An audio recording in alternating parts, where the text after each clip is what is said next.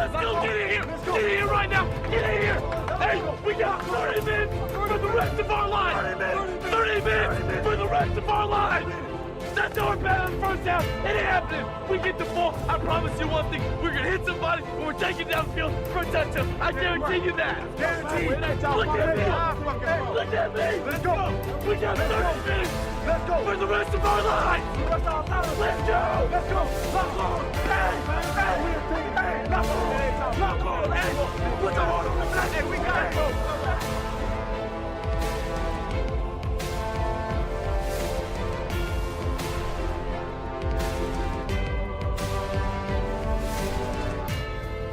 And welcome everybody to another episode of DC Sports Daily.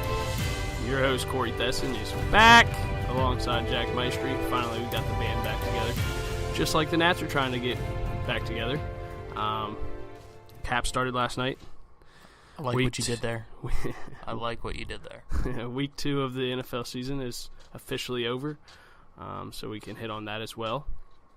But yeah, it's good to be back. Haven't been on a mic in a couple days, so yeah. Where you been?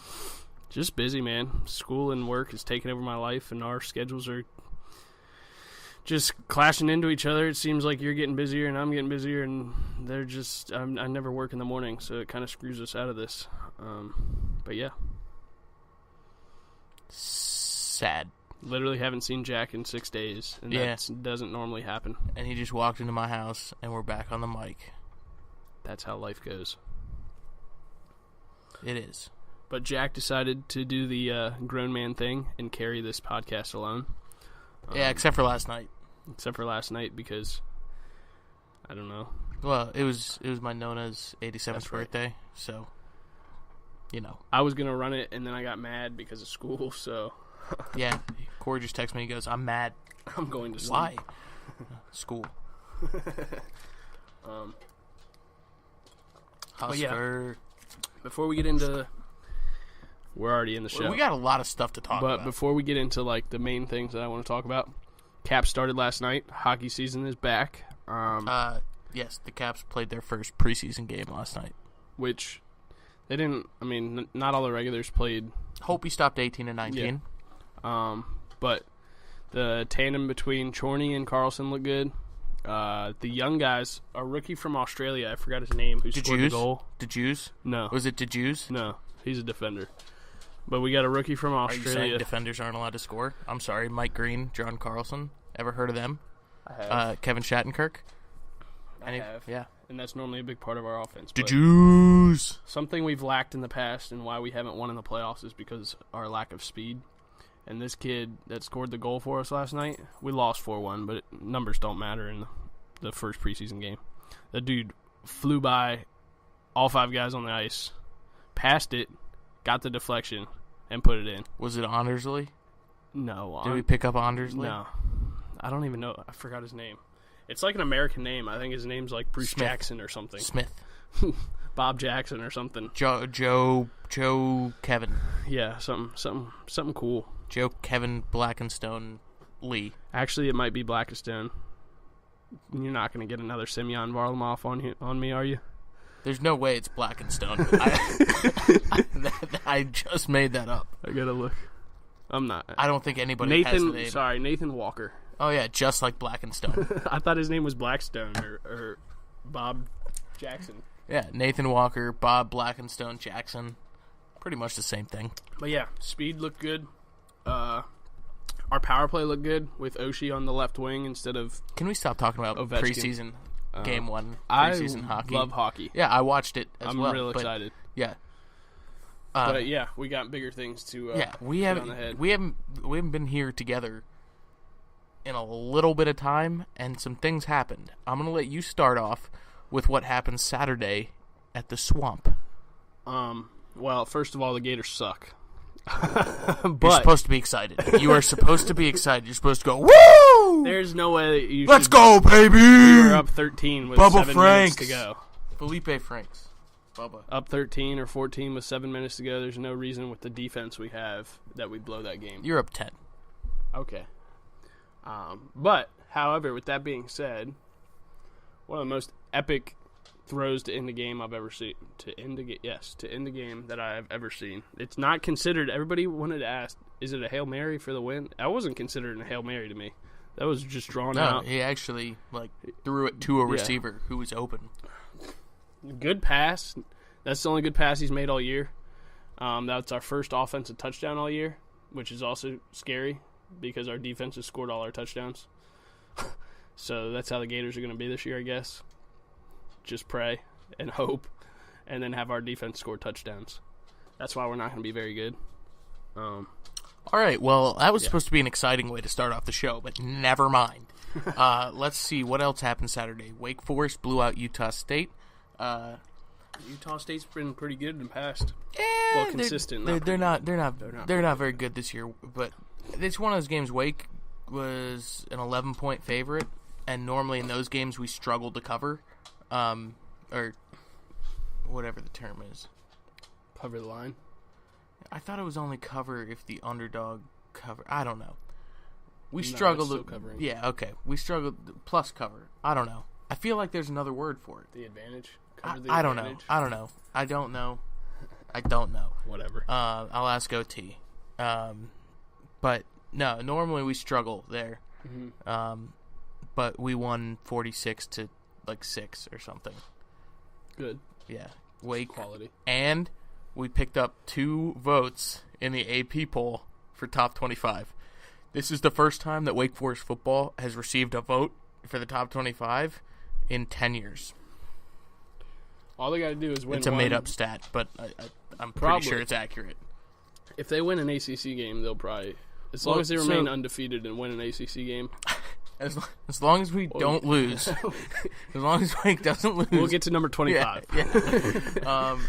No, but, I mean, we play App State next weekend, and they're no pushover. They never have been. Yeah. And they're always the team to upset the FBS teams. When do you play at ACC school? The following weekend? Well, we already have played one ACC school, Boston College. They don't count. They should be in the FCS. Hey, BC played Notre Dame tough for 2.5 quarters. You're right. But Notre Dame's not what they were either. Still, don't take away from our BC win. We didn't just beat them. If we beat them 3-0 like we did one year, okay, whatever. But we destroyed them. We demolished them. As you should. Okay. But no, all right, so we play App State, then we got Florida State, then we got Georgia Tech, then we got Clemson, then we have Louisville. Word, Florida State without Francois will get you on the map. That's how you get in to the top 25. We could beat them with Francois. Florida State was looking rough against Bama. They don't look very good. Good. I love it. We're gonna beat Clemson too. As a Florida fan, that's music to my ears. It's like saying the Cowboys suck. We are gonna beat Clemson as well. $100 to anybody who wants to bet me on that. Deshaun Watson with the spread. Came out and said that Clemson's new quarterback, what's his name, Kelly Bryant, was going to be better than he ever was. Yeah, which is scary to think. Yeah. OT had to buy me lunch. We had a little side action bet. I don't know if you listened to it on the OT's office pick segment, but yeah. I offered him 10 points, Clemson, Louisville, and he was like, "No, all I needed a 3.5 that Louisville's already getting. You're gonna regret this." Yeah. Well, I had a delicious lunch yesterday. You know who Lamar Jackson is? Courtesy of OT. You know who he is? RG3 2.0. No. Very good college quarterback. He's not even as good as RG3 was in college, in my opinion. Can't read defenses. He relies on his athleticism. He's not really a quarterback. I guess he should have won the Heisman last year, but I still didn't think he should have. Going forward, he probably won't. But Clemson embarrassed them, which was good. Baker Mayfield Heisman this year. Okay, let's move off of Saturday into Sunday. DraftKings-wise, did good. Don't care. Different podcast. Right. Just kidding. Fantasy football. I like to talk about it, too. My yearly teams are garbage. That Pryhard team, that league that you and I were in, I scored 50 points. I did, however, win my $200 league game. I'm 0-2 in all my leagues. I'm 1-1. Wait, 1-1 in one of them, but the two. I'm 1-1, 1-1, and 0-2.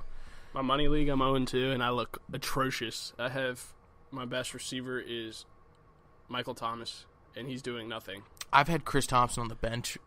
My running back for the first great. 2 weeks. Melvin Gordon, and I got Marshawn Lynch. So they've given me 11 points 2 consecutive weeks. I don't know what it is, but last week, that's 2 days ago. Much better football, I thought, to watch. For the Redskins? Just all around, NFL-wise. I don't know, dude. It's being touted as one of the worst weeks of professional football in the history of football. So you know who's I'm not bad? sure which games you were watching. The NFC West. I mean, is awful. With the Seahawks, the Rams, the 49ers, and the Cardinals. That's the worst division in football. I mean, yeah, but Redskins. I want to get back to which games did you think made it a great product, like a good week to watch? The Redskins, Rams. Yeah, I agree there. That was a great game. Saints, Patriots for the most part was good. That was a blowout. It ended up being a blowout.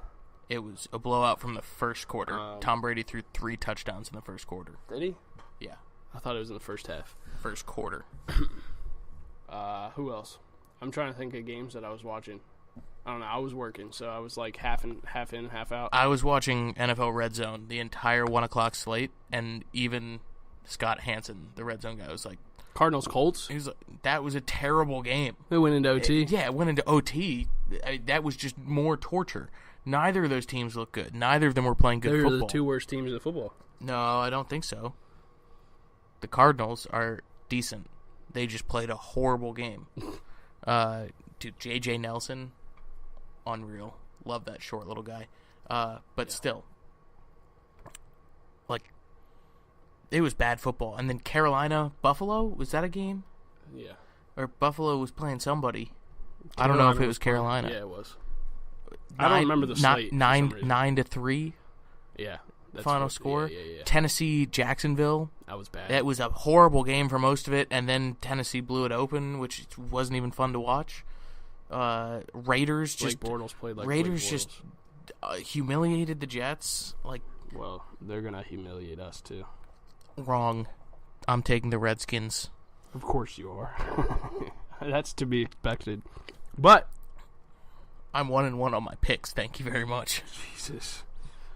As far as the Redskins game goes, yeah, let's talk about DC sports. Still didn't completely like the way they played.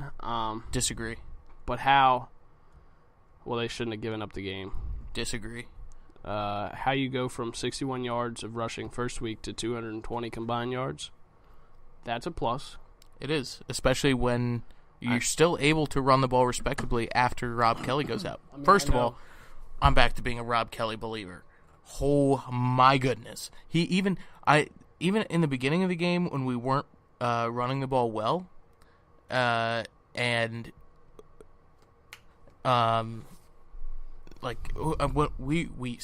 were running the ball well. Yeah. But he was getting like 5 or 6 yard gains, and I kept on being like, "Come on, you had like a 20-yard hole over there." One hole that he completely missed. Yeah, but even then, like, he figured it out. He was hitting those holes, and eventually he was getting those 20, 30-yard gains. I loved it. I love Rob Kelly. He's the next Marshawn Lynch. Get healthy. Get well soon. Chris Thompson. He is Le'Veon Bell. So, yes, you heard me right. We have Chris Thompson. Marshawn Lynch and Le'Veon Bell in our backfield. And we have Samaje Perine, who's kind of like a little Joe Mixon. So Jonathan Stewart. Chris Thompson needs to be in more. That's my opinion. When you could take a draw 61 yards, when you should have been dead at the line. Just for reference, that's why I called him Le'Veon Bell, because literally they took that play out of the Steelers playbook, and that he did what Bell does. That's always on that been play.